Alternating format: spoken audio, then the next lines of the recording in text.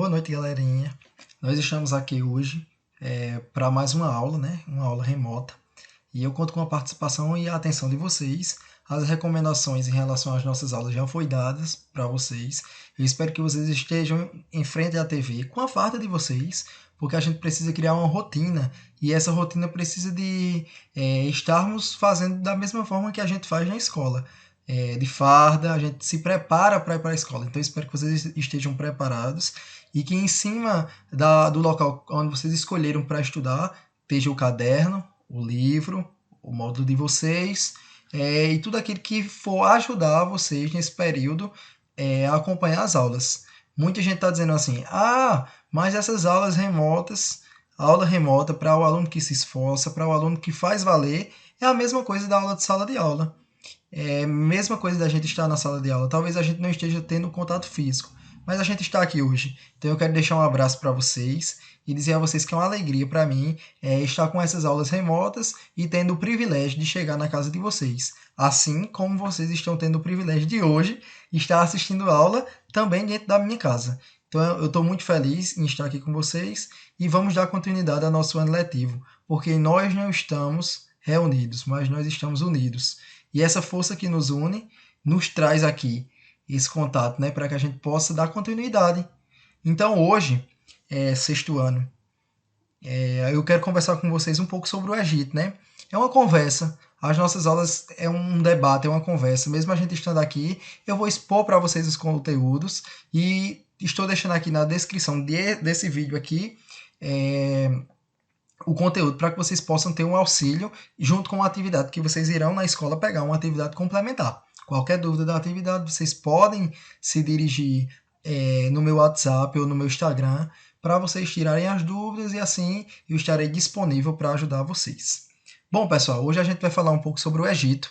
Para que a gente entenda a questão contextual do Egito, é necessário que a gente entenda um pouco sobre o Egito como as primeiras civilizações. E quando a gente vai falar das primeiras civilizações, a gente precisa voltar um pouquinho para lembrar o que a gente já viu na sala de aula. A gente viu a história e a gente viu as relações da pré-história, o homem ao longo do tempo. O processo evolutivo e todo esse processo que faz o homem, ao longo do tempo, ir buscando estratégias, técnicas para a sua sobrevivência. E assim aconteceu com a civilização egípcia. Se a gente for olhar um pouco sobre essa civilização, que é uma das primeiras civilizações, ela é uma das civilizações mais importantes. E a gente vai ver o porquê dela ser importante. Para que a gente possa iniciar, a gente precisa entender um pouco sobre o Rio Nilo. Professor, e o que é o Rio Nilo? É um rio que corta a região do Egito, né? A região egípcia. Então a gente precisa entender que o nome desse rio é a dádiva do Nilo. Você pode dizer, professor, eu já vi essa palavra ser pronunciada em algum canto. Para quem é noveleiro de plantão, e principalmente nessa quarentena que nós estamos em casa e curtindo as programações positivas da nossa TV aberta, ou quem está no Netflix, mas quem está curtindo as nossas programações da sala aberta, a gente tem uma novela que está reprisando agora na Globo, que se chamada Fina Estampa. E essa novela tem um mordomo lá, e esse mordomo sempre costuma chamar Tereza Cristina, que é a sua patroa, e ele diz assim, dádiva do Nilo, chama ela do Nilo, e se você já parou para pensar e se reportar por que ele chama ela de dádiva do Nilo, qual é essa retratação que se tem sobre isso, né? Bom, para que a gente compreenda as falas do mordomo, a gente precisa entender um pouquinho dessa questão também da história. Por quê? A maioria dessas civilizações, como a gente bem sabe, essas civilizações elas estavam sempre em busca da sua sobrevivência. E quando a gente vai falar da civilização egípcia, a gente não vai falar mais de uma civilização que está, com o passar do tempo, andando, mas sendo nômade, mas uma sociedade que está centralizada, uma sociedade que começa a perceber que quando ela se configura em uma localidade, ela vai ter também o seu meio de sobrevivência. Então as pessoas começavam a perceber isso e começaram a ficar próximo ao Rio Nilo. E quando. Aí você pode perguntar, sim, professor, e o que é que tem a ver com o mordomo? Vamos lá. Quando ele chama Tereza Cristina de dádiva do Nilo, é justamente dizendo que tudo se atrai para o Nilo. Por quê? O rio Nilo era um rio muito importante. E sendo um rio muito importante, as pessoas ficavam próximo dele porque precisavam colocar a sua plantação, fazer a sua plantação para que ela fosse eficaz na questão da frutificação e da sua própria sobrevivência. Então, a maioria dessas civilizações elas se importavam com essa questão da localidade, com a questão geográfica. Estava próximo do rio justamente por conta disso, para buscar a sua sobrevivência. A gente sabe que ao longo do tempo a natureza ela necessita de chuva, de sol. Então ali à beira do rio ela vai ter o quê? Um processo de fertilização. Então eles sempre se reportavam perto, próximo a esse rio Nilo, que vai ser um rio importantíssimo para a retratação da questão da agricultura e da questão econômica do Egito. Então, para que a gente entenda isso, entenda esse rio ele atravessava, vamos compreender que esse rio ele vai atravessar toda a parte em relação ao Egito, né? Essa constituição dessa civilização. Então você pode perguntar, professor, é um deserto, o Egito ele tem as suas particularidades, mas é um local seco, falando da sua questão geográfica. Mas vamos pensar que esse rio ele não vai nascer, ele não nasce no Egito, nessa civilização, ele vai nascer na África, mas a sua configuração vai passar no Egito. E passando assim no Egito, vai se ter a configuração da água e, consequentemente, do meio de sobrevivência dos egípcios. Né? Então a gente precisa entender que o rio corta o Egito. Uma coisa que a gente precisa entender dessa civilização e que a gente vai entender é que muitas pessoas, durante esse processo, morando, se residindo e buscando a sua sobrevivência à margem do rio, eles vão tentar arrumar o quê? Estratégias. E essas estratégias têm que ser estratégias eficazes, porque esse rio, em um tempo do ano, ele enchia, transbordava, e transbordando, consequentemente, causava um processo caótico daquelas casas que estavam próximo àquela localidade daquele rio. Então eles começam a pensar e articular algumas maneiras que vai ajudar a cortar esse rio, ou seja, arrumar estratégias para esse rio não encher e, consequentemente, detonar as casas. Então eles começam a arrumar equipamentos que vai distorcer aquele rio, aquela localidade de enchente. Então a gente vai ver muitas coisas importantes que foi trazida pela essa civilização egípcia para nós e que nós utilizamos até hoje. A gente vai ver daqui a pouco quais são as suas características e qual foi a sua importância para a sociedade. Bom, então, para que a gente compreenda, eu coloquei aqui uma imagem, porque quando a gente fala sobre o Egito, a gente já se reporta à questão das grandes construções realizadas pelos egípcios, e também a sua questão da mumificação. A gente vai ver também tanto a questão das grandes pirâmides que eram construídas, como também a questão da mumificação. Então eu coloquei essa imagem aqui que ela vai justamente simbolizar a questão artística, a questão cultural que enveredava todo o processo dessa civilização. Então aqui eu coloquei no slide que vocês estão tendo acesso, e agora vocês não têm mais como reclamar, porque está realmente aparecendo aí na telinha de vocês o slide grande e o menorzinho, mas para que vocês compreendam a questão do slide também, que tem uma grande importância e uma grande contribuição. Vocês podem estar no caderno anotando e, consequentemente, estudar posteriormente. Bom, eu coloquei aqui, o Antigo Egito. Foi uma civilização da antiguidade oriental do nordeste da África. É justamente isso que eu falei.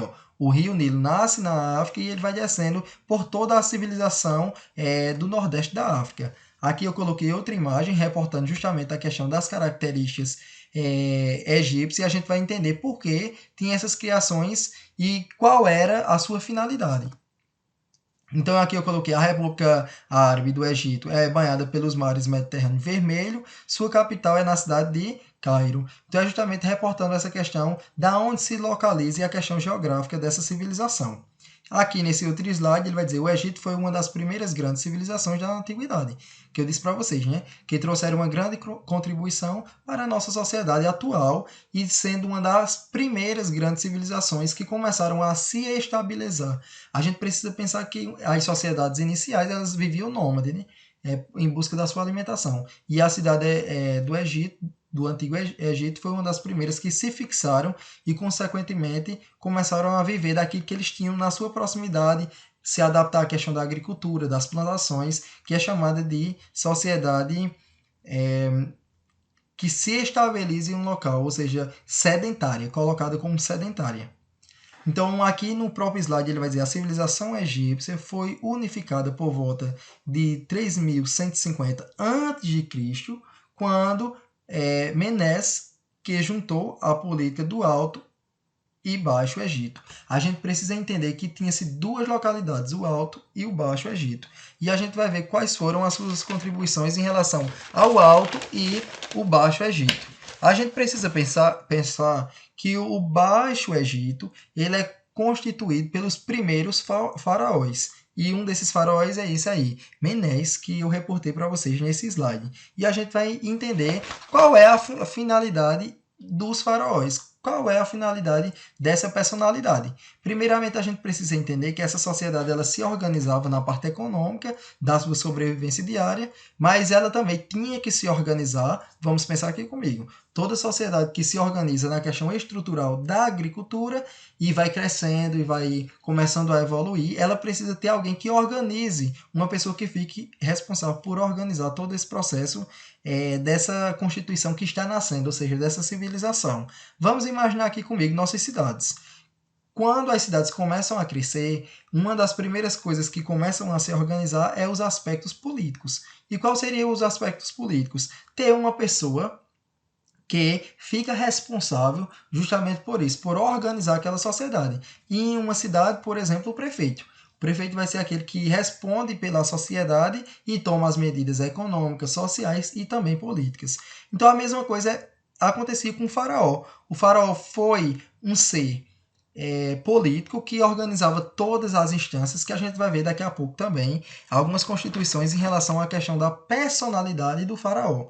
Uma coisa que a gente precisa pensar, qual era a função do faraó e como ele chegava naquele local, né? Bom, ele se colocava como um deus. Por que ele se colocava como um deus? Como um deus que teria posteriormente sido enviado por um ser maior, pelo aquele que tinha a superioridade em relação à questão da divindade. Então vamos imaginar um deus e o faraó que recebia essas mensagens do deus, né? Outra coisa que a gente precisa associar a essa questão é a questão da constituição em relação aos faraós, dos governos dos faraós. Aqui eu coloquei, ó, o Antigo Egito atingiu seu auge durante o Novo Império. E aqui embaixo, o governo dos faraós terminou oficialmente em 31 a.C., quando o Egito caiu do domínio do Império Romano e se tornou uma província, após derrotar a rainha Cleópatra VII na Batalha de Ácio. A gente precisa entender, o que a gente precisa entender?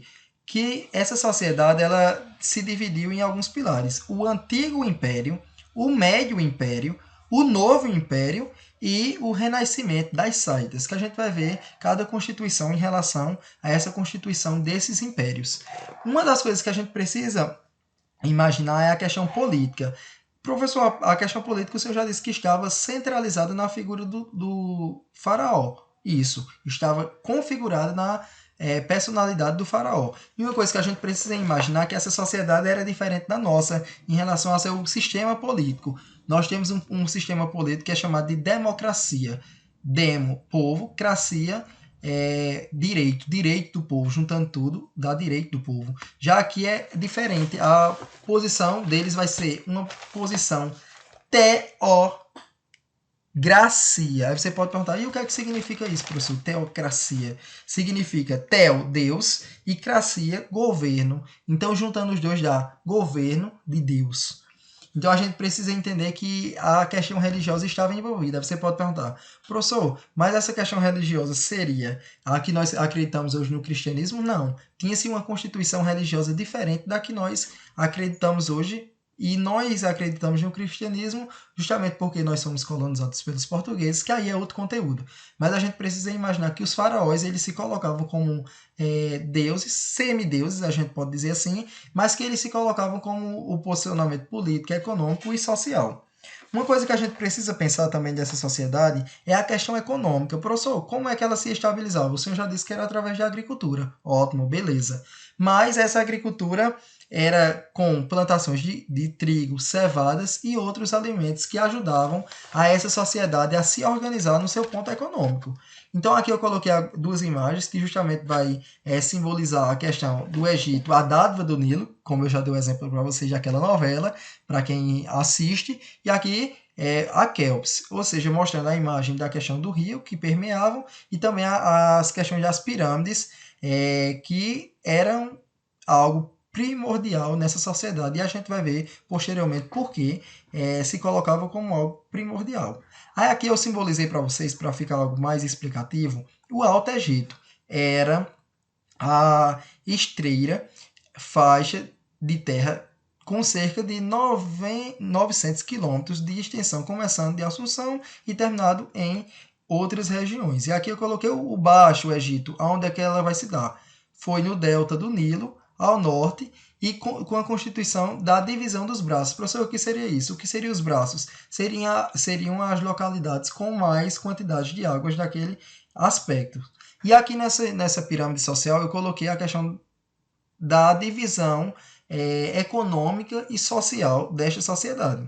Em primeira escala está os faraós, que é aqueles que tinham domínio político, econômico e também religioso daquela época, a nobreza, que era aqueles que detinham o poder econômico, a questão dos escribas, que nós iremos ver algumas características sobre eles, os soldados, que eram muito importantes para aquelas sociedades, os artesãos, que criavam. A gente sabe que a sociedade egípcia é uma sociedade muito, vamos dizer assim, organizada na questão da arte. A gente vai ver várias artes de cerâmicas, várias artes bonitas que são realizadas nessa sociedade. E aqui os camponeses, que eram responsáveis pela questão da plantação, porque a gente viu que a agricultura era um dos principais fontes de economia daquela sociedade. E aqui os escravos, que eram aqueles que realizavam os trabalhos pesados, principalmente nos aspectos públicos, que a gente vai ver a característica de cada um. Aqui eu coloquei qual era a finalidade do faraó, soberano, todo-poderoso, considerado o Deus vivo.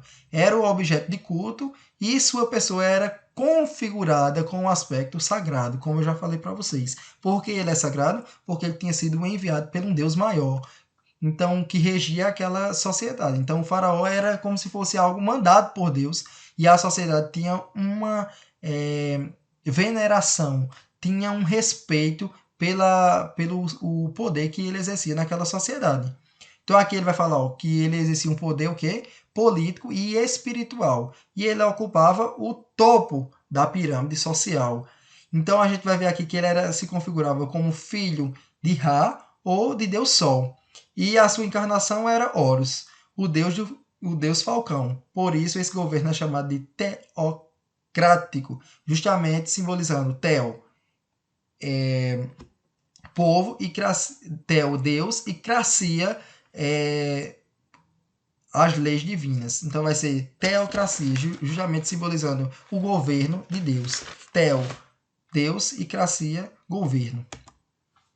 Aqui eu coloquei algumas imagens retratando a figura e a personalidade dos faraós, as vestimentas que eles usavam, as espadas que eles usavam, e aí nessa imagem do lado direito, a de baixo, vai justamente demonstrar, essa aqui, vai demonstrar o trono do faraó.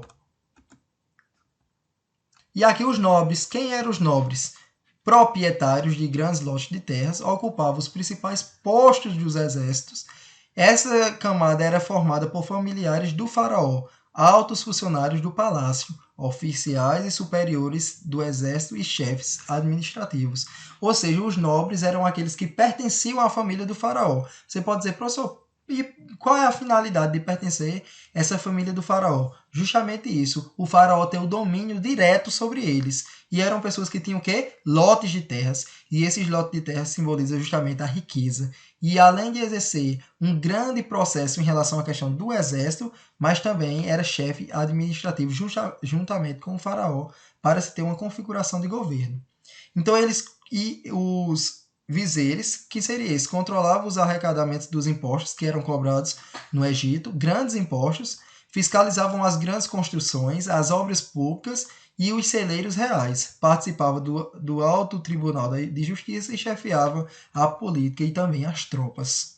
Aqui os sacerdotes. Quem eram os sacerdotes? Eram homens cultos que enriqueciam com as ofertas feitas pelo povo aos deuses. Sempre o povo fazia oferecimento das questões financeiras, de terras, de alimentos para os sacerdotes, justamente reportando esse como um membro e, vamos dizer assim, enviado também por Deus. Só que numa escala menor, né? Porque o faraó é aquele que é diretamente enviado por Deus Sol. e já os sacerdotes são aqueles que vão organizar a questão religiosa. Os escribas, que se encarregavam de cobrança de impostos com a organização de escritas de lei, decreto de fiscalização e atividades econômicas em geral. Então, os sacerdotes, vamos pensar aqui comigo.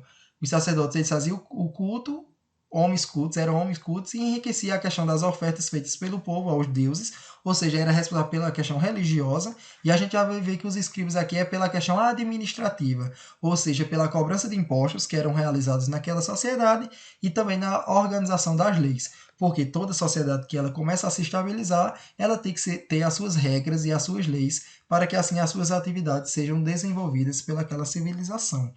E os soldados, que viviam dos produtos dados em pagamento ao serviço de saque realizado pelo o governo durante a guerra. Como assim? Eu estava numa sociedade e de repente a gente sabe que essas sociedades elas viviam em embates para uma expansão territorial, para crescer o seu território. Então, a partir do momento que os soldados estavam se configurados para invadir outra região e, consequentemente, dominar aquela região, todos aqueles que estavam lá ou viravam soldados ou viravam escravos. E aqui os artesãos, que desenvolviam um trabalho especial naquela época, tanto na questão dos monumentos que foram construídos, que até hoje ainda existem alguns monumentos que foram criados, e eu me encanto com essa questão dos monumentos do Egito. Por quê? Vamos pensar aqui comigo, pessoal. O Egito,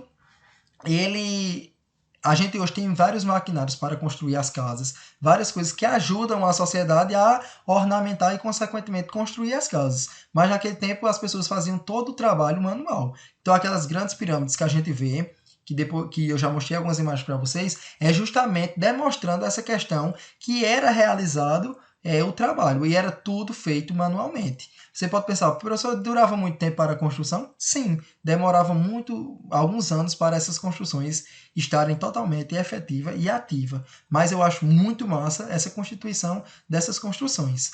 Então aqui ele vai falar dos artesãos. Quem eram os artesãos? Trabalhavam como pedreiro, carpinteiro, desenhista, escultores, pintores, tecelões e ouvires, e etc.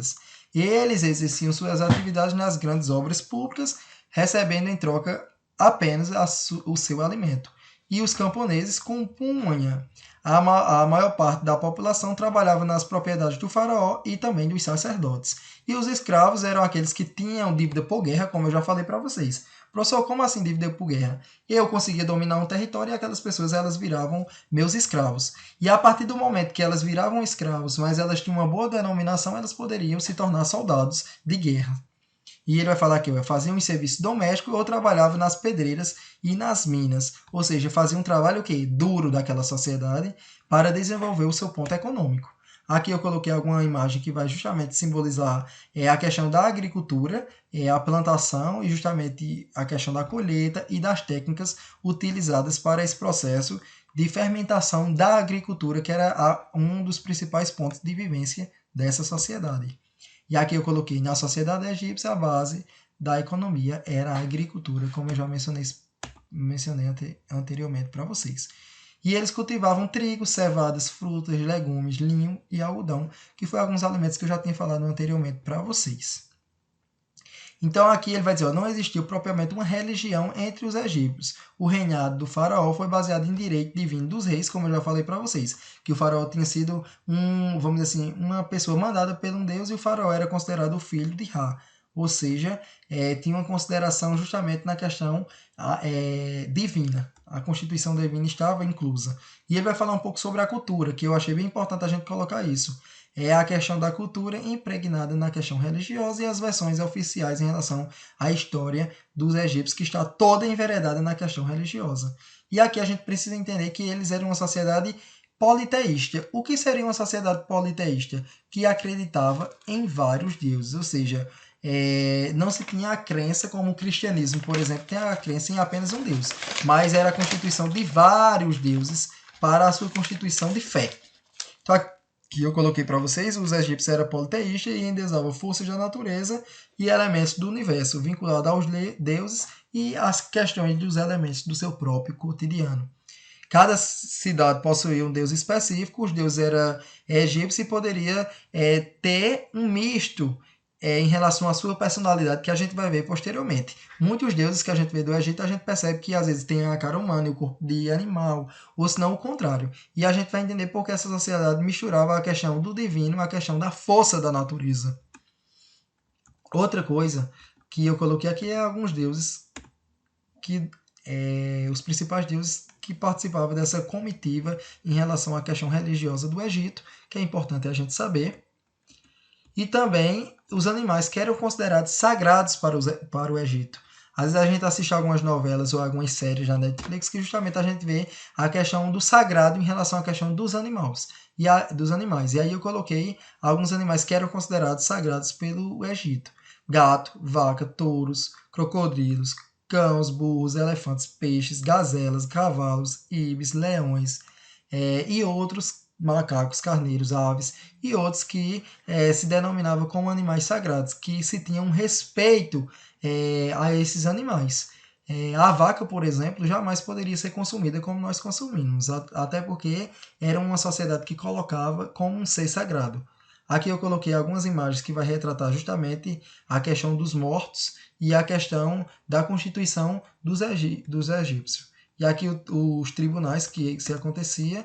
E uma coisa bem interessante que a gente pode entender disso aqui, que seria os tribunais de Osíris. Professor, o que seriam os tribunais de Osíris? Que é chamado de Deus de mortos. Professor, como assim Deus de mortos? Vamos pensar aqui comigo.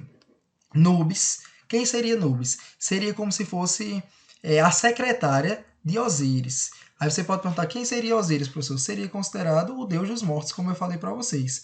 E se tinha um julgamento, como nós vemos no cristianismo, que existe também um julgamento após a morte.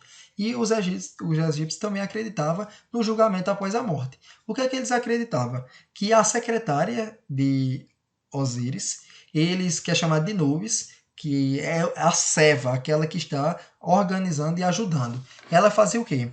Ela pegava, tirava o coração daquela pessoa, colocava o coração em sua mão e depois colocava numa balança. Aqui vocês estão vendo a imagem da balança e aqui a Constituição. Uma estava o coração, simbolizando justamente a questão da bondade da pessoa. A gente sempre vê assim, fulano é muito bom de coração, justamente por conta disso, porque o coração sempre na nossa sociedade foi considerado o mistério do bem ou do mal. Se você tinha um coração bom ou um coração ruim. Então se colocava o coração na balança junto com uma pena. E se o coração ele pesasse mais do que a pena, então era considerado que essa pessoa não era uma pessoa boa, era uma pessoa que tinha um coração leve.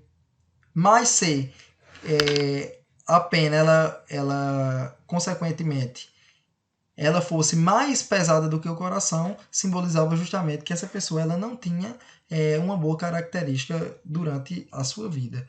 Então aqui, ó, coração e pena, justamente simbolizando essa questão da disparidade entre o coração e a pena, certo? Espero que vocês tenham entendido. Lá no guia de estudo eu também coloquei para vocês sobre isso.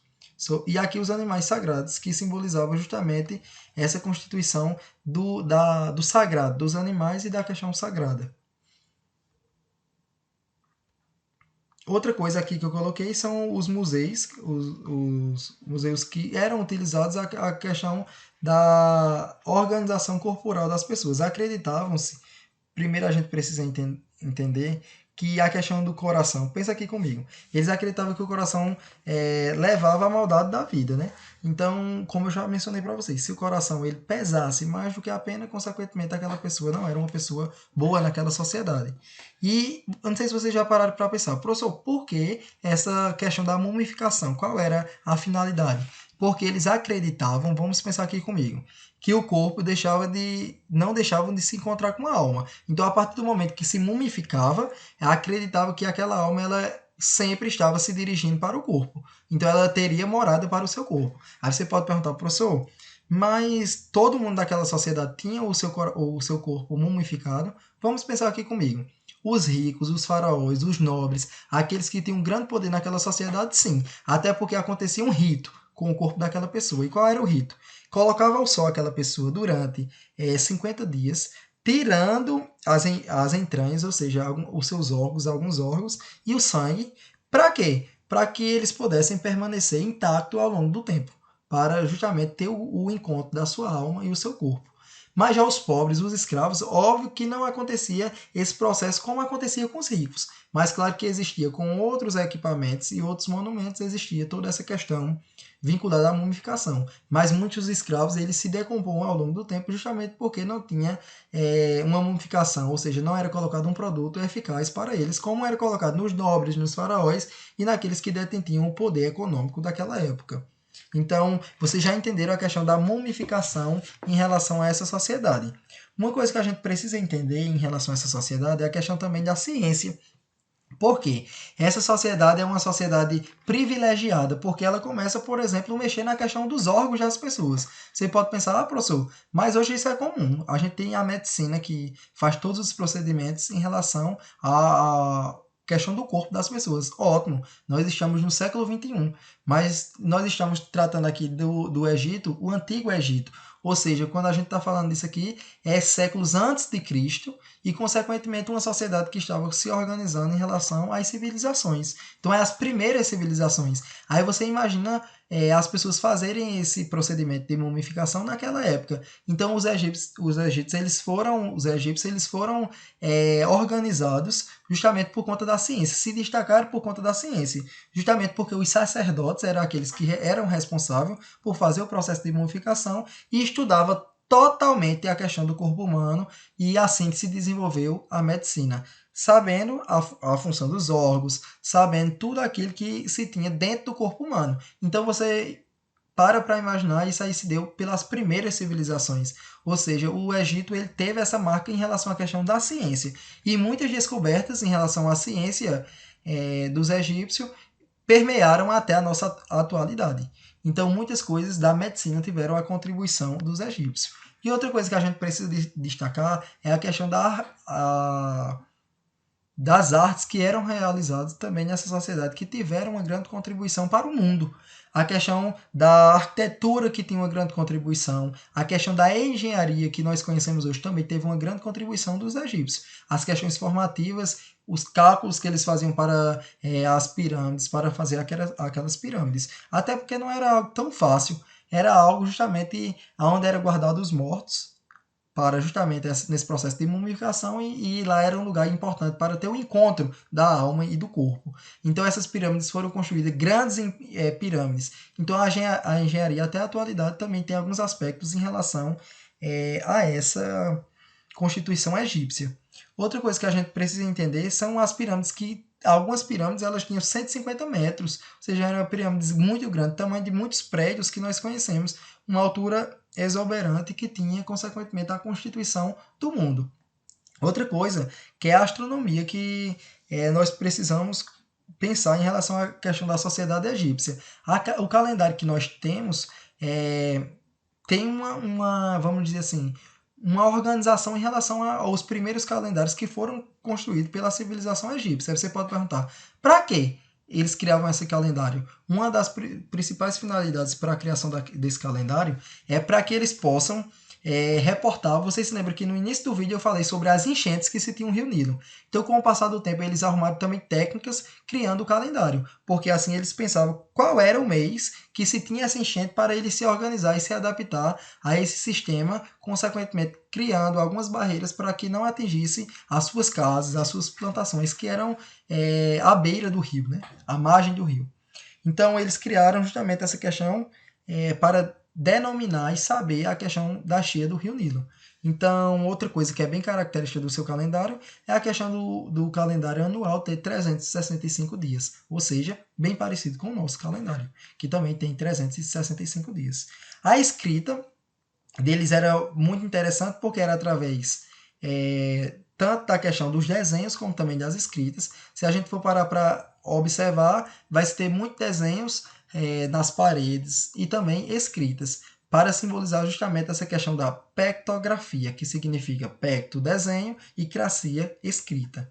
Outra coisa que a gente precisa imaginar é a questão literária, da literatura. Os livros dos mortos, que existe até hoje, esse livro dos mortos, que vai justamente simbolizar a questão dos rituais que acontecia, e fala também do processo de ressurreição egípcio.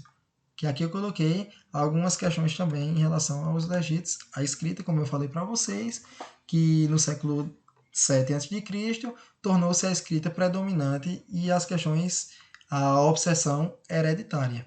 Aqui eu coloquei também em relação a alguns autores que decifravam esse processo de pictografia, que justamente simboliza o quê? Vamos pensar aqui comigo: desenho e escrita. A pedra de Roseta foi escrita de 3 formas, para justamente simbolizar a questão dos gregos, das questões formais. E aqui a escrita que eu já falei para vocês. E aqui nessa imagem está justamente retratando essas escritas com símbolos e desenhos e escritas. A arte egípcia que eu já falei para vocês, que se configurava pela questão de quê? De cabeças, pernas, peitos, braços, perfis, ossos, ombro, justamente simbolizando essa questão da personalidade principal e da questão das pinturas e da personalidade secundária em relação à questão dos faraós e de grandes símbolos importantes, como os sacerdotes e nobres. Aqui eu coloquei a questão da arte, né, que está disponível em muitos museus aí, a arte egípcia, que é encantadora, porque ela, na sua totalidade, ela fazia a glorificação tanto do faraó como também da representação da vida além do túmulo, ou seja, a vida após a morte, a constituição do encontro da alma com o corpo. Então o historiador Heródoto, que é o pai da história, foi um grande estudioso dessa história do Egito. E aqui o símbolo que justamente simbolizava a questão do faraó. A gente vai ver aqui, ó, ele com o seu arado na sua mão e, consequentemente, a gente vai observar as ferramentas que se utilizavam os faraós, justamente simbolizando a questão da guerra e da fé e símbolo dessa sociedade. Aqui outras imagens demonstrativas, justamente mostrando as configurações dos deuses que eram esculpidos e pintados pela questão artística. E agora a gente vai fazer só para a gente entender uma pequena revisão, certo? Vamos lá. A gente viu hoje um pouco sobre a questão da importância do Rio Nilo. A gente viu qual era a questão econômica, social e política. E também a gente viu a pirâmide social dessa sociedade, ou seja, viu a questão social também dela e a questão da vida após a morte. Então aqui para a gente fazer uma revisão, a primeira questão que eu coloquei aqui, ó, em relação à arte do Egito Antigo, assinala a alternativa correta. Aí a alternativa A vai dizer, ó, visava a valorização do indivíduo e do artista. Ele diz a alternativa correta. Ele não visava a valorização individual do artista, não. Era a peculiaridade do faraó, que era a glorificação do faraó. As artes eram constituídas na glorificação do faraó e também da vida após a morte. Ele vai dizer, manifestava as ideias estéticas com a representação da natureza, evitando a representação da figura humana, muito pelo contrário. Era a mistificação entre a imagem humana e também a imagem dos deuses do Egito. Estava destinada à glorificação do faraó e à representação da vida, além do túmulo. Então essa alternativa é correta, a alternativa C. E a D, ele vai dizer, aproveitava a questão das organização e das ornamentações que aconteciam naquela sociedade. Então essa alternativa está incorreta. E também a arte era abstraída e difícil de interpretação, muito pelo contrário. Tiveram vários filósofos e historiador, inclusive o pai da história, Heródoto, que fez vários estudos e estudos eficazes em relação a essa sociedade. Aqui outra questão que vai dizer assim, ó, sobre a organização do Estado egípcio, devemos considerar a alternativa incorreta. Consistia numa organização de origem divina. A B, para aumentar o prestígio do faraó, deixava ele como um ser divino e um grande deus. Não, ele estava abaixo. A gente vê o quê? Que ele vai ser considerado o quê? Um grande deus em relação ao quê, professor? Em relação à pirâmide social. Mas a gente sabe que ele tinha sido algo que enviado por Deus, tendo a conectividade. E onde é que essa alternativa B está errada? Quando ele diz assim, ó, para aumentar o prestígio, incorreto, os faraós, essa questão está totalmente correta. E a incorreta vai ser a alternativa D, justamente dizendo assim, o faraó não era visto como um deus, e sim como apenas uma preservação da divindade, ou seja, uma colocação da divindade, um semideus, está abaixo de Deus. Tem outros deuses que colocam ele ali no poder, que a gente viu a questão das divindades egípcias. E a E, o faraó exercia ao mesmo tempo o papel de juiz, reis e sacerdotes. Não, ele tinha um procedimento entre a pirâmide, mas existia os sacerdotes e também os aspectos religiosos. E a C, ele vai dizer assim, ó, sobre a civilização egípcia, assinala a alternativa correta. Aí a A vai dizer assim, o Egito está situado à margem do rio Tibre e do rio Eufrates. Lembra qual era o rio? Nilo. O Egito não se desenvolveu porque não tinha nenhum rio para contribuir com suas enchentes e montar suas terras. Muito pelo contrário. Eles fizeram um calendário justamente para demonstrar a questão das enchentes que aconteciam naquela localidade. E aqui ele vai dizer, por volta de 2200 a.C., ocorreu a unificação do reino entre alto e baixo. Está incorreta essa questão aí. E a questão correta é a D. O faraó era, ao mesmo tempo, rei e divindade. Descendentes dos deuses. A gente precisa entender que ele era descendente dos deuses. Até porque essa sociedade não era uma sociedade monoteísta, era uma sociedade politeísta, que acreditava em vários deuses. Então, se o faraó estava ali, é porque ele tinha, vamos dizer assim, a consideração de algum deus para que ele pudesse estabelecer e estar ali naquele momento. Então, a alternativa correta era a alternativa D. E aqui ele vai dizer, ó, os principais povoamentos do Vale do Nilo, que era o rio onde ele se localizava, mais tarde se construíram a civilização egípcia, ocuparam a região do período paleolítico, além do início do século XIX. A história era do povo egípcio conhecida, muito conhecida em relação à Constituição hoje, atualmente, mas naquela época era pouco conhecida. E quando eu falei no início que era muito conhecida, era justamente simbolizando a questão hoje, na nossa atualidade, no século XXI, e as contribuições que essa sociedade teve. Mas naquela época ele era pouco conhecida e as informações existentes eram obtidas por meio de obras de historiadores gregos e romanos. O maior historiador grego que se decidiu a estudar as narrativas egípcias foi o pai da história, Heródoto.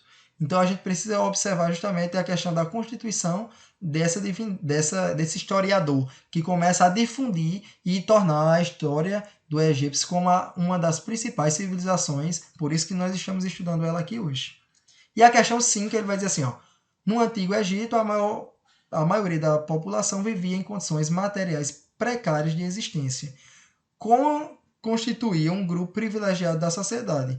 Os felas, os artesãos, os escravos, os sacerdotes. Quem era que constituía? Os escravos. Ou melhor, os sacerdotes. Os escravos era que estava em um local que na última instância da pirâmide social. E aqui as referências da onde eu tirei todos esses slides. Esse slide vai estar disponível para vocês. Vocês podem ter ele como recorte para o estudo de vocês, assim como vocês vão ter o guia de estudo que vai estar aqui embaixo para vocês e para ajudar e auxiliar vocês no vídeo, certo? Espero que vocês tenham entendido. Inclusive, coloquei também um vídeo de complementação e um vídeo animado de desenho para que vocês assistam um desenho justamente simbolizando essa figura dos egípcios, essa figura do faraó. Vai falar sobre a constituição econômica, política e social desta sociedade. Então, espero que vocês tenham entendido. Fiquem em casa e prestem atenção no conteúdo. Sentem em um lugar para que vocês possam realmente estudar. Qualquer dúvida que vocês tiverem dessa atividade, vocês retornam para mim e, consequentemente, a gente faz a organização de todo o processo para que vocês compreendam, mandando áudio, até ligando, pode ligar, pode ficar à vontade para que a gente tire as dúvidas e vocês não se prejudiquem nesse tempo. Então, eu agradeço demais a contribuição de vocês durante esse tempo de aula que ficamos juntos. Como eu já falei para vocês, nós precisamos estar concentrados para que a aula possa, consequentemente, ter um processo positivo. Conto com a participação de vocês e um abraço e até mais.